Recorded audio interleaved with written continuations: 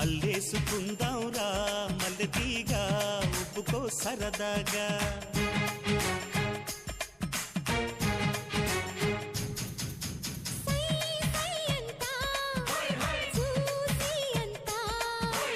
నీ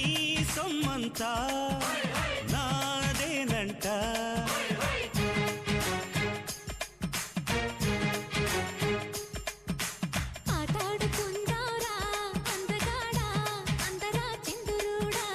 అల్లేసుకుందాంరా మల్లెతీగా ఒప్పుకో సరదాగా